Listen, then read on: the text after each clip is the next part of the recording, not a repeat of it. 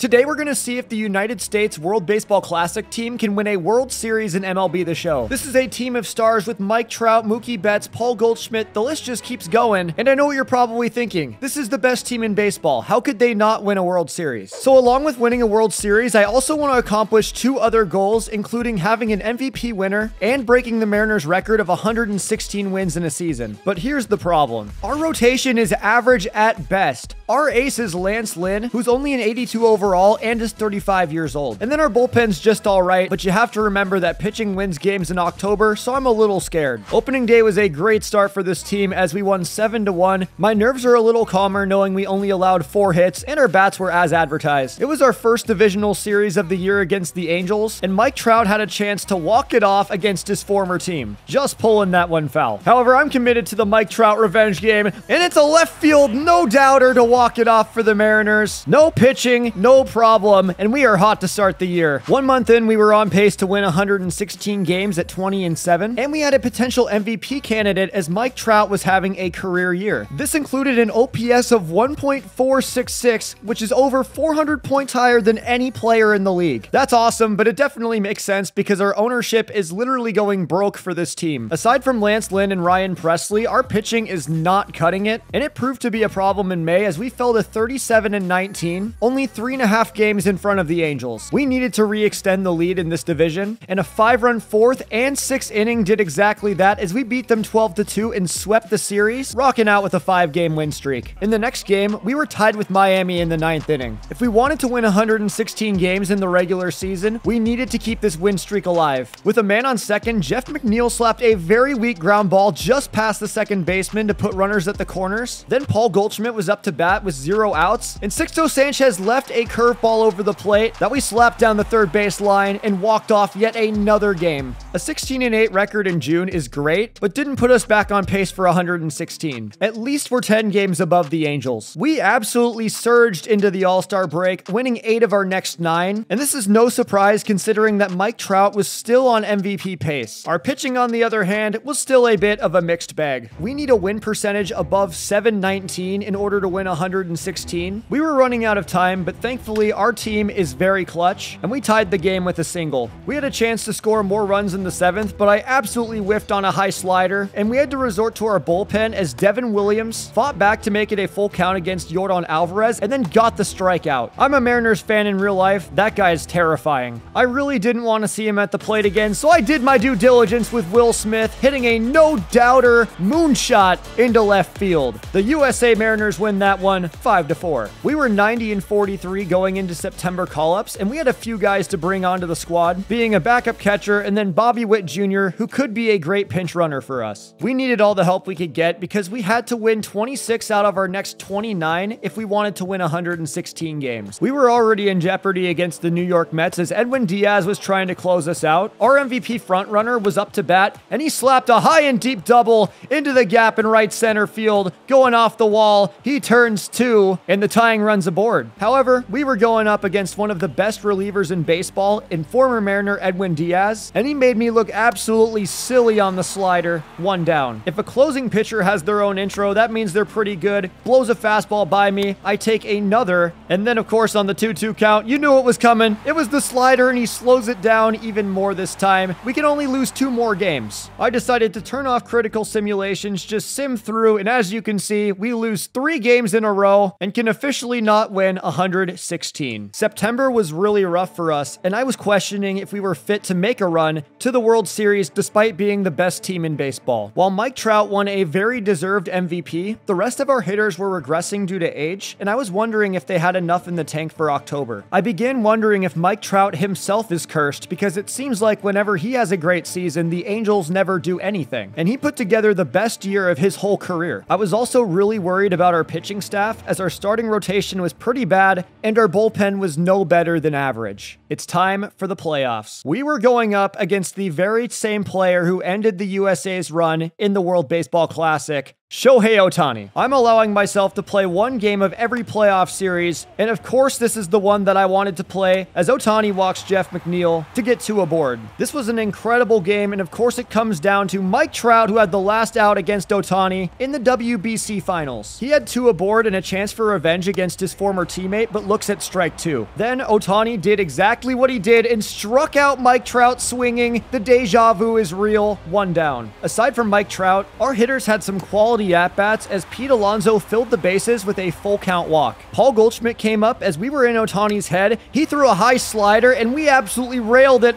way deep into right field, but it was caught, ending the first inning with no runs scored. Now we had to face off against Shohei Ohtani on offense, and Lance Lynn had an excellent season. Facing a 1-2 count, he threw a high fastball that Shohei swung at and missed, striking him out. We had runners at the corners with a chance to get some runs on the board. We needed a sac fly, and although Jeff McNeil hit it into the outfield, it was not deep enough to tag up, and we could not score. However, we had the best player in baseball in Mike Trout, who hit a grounder at the shortstop to end the inning. This was a crazy game. This 0-0 tie remained in the top of the 10th inning when our best pitcher Ryan Presley left a slider up over the plate and Hunter Renfroe belted it over the fence to finally get the Angels on the board. We could be eliminated in 3 outs if we didn't get something going, so I slapped a single the other way with Jeff McNeil. And after being 0 for 4 on the day, Mike Trout finally produced some offense as our MVP winner and put runners at the corners, but our next 2 batters got out, so it was up to Paul Goldschmidt, who whiffed at the slider. We could not afford to lose this first game, but on the next pitch, Goldschmidt made weak contact right into the shortstop, who could not field it, and we score a run off of an error. My heart literally sank, but we survive another inning. Our bullpen depth was being tested with 2 on, and Ty France hit a high fly ball that looked like it could drop, but thankfully we had enough range in center field to potentially walk this off. 1 hit is all it takes to win this game in a 1-1 tie. Trey Turner unloads into left field, back at the wall, and it's caught. I was losing hope. We were down to our last healthy reliever, and they scored 2 runs in the 12th inning. Once again, we only had 3 more outs. Jeff McNeil was up to the plate, and he continued his clutch day, hitting this one between first and second base. Could we tie it yet again? Pete Alonso, the tying run at the plate. It's a single the other way. That advances McNeil all the way to third off the wall. Big Pete's going for 2. McNeil's coming home,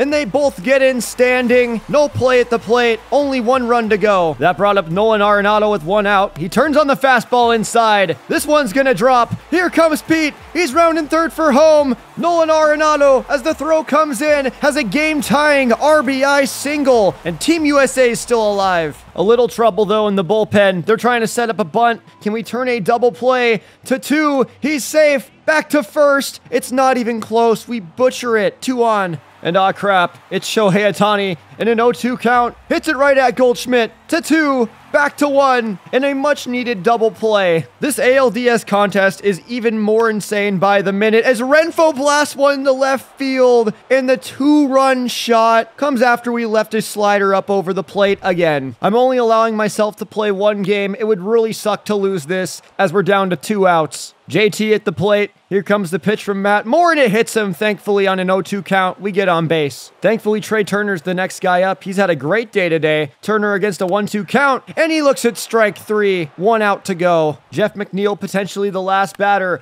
Weak single up the middle, and it gets through. Advances JT to second base, and it brings up Mike Trout, who can decide the game just like in real life. This is the moment where legends are made. Trout against a curve into the ground, fielded to second, ball game. The Angels win game 1, and I'm not allowed to play another game. Even in a lineup of superstars, once again, Ohtani gets the best of Trout, and we lose game 2. We're in an elimination scenario. Can the USA World Baseball Classic team survive, or will we get swept by Shohei Ohtani and the Angels?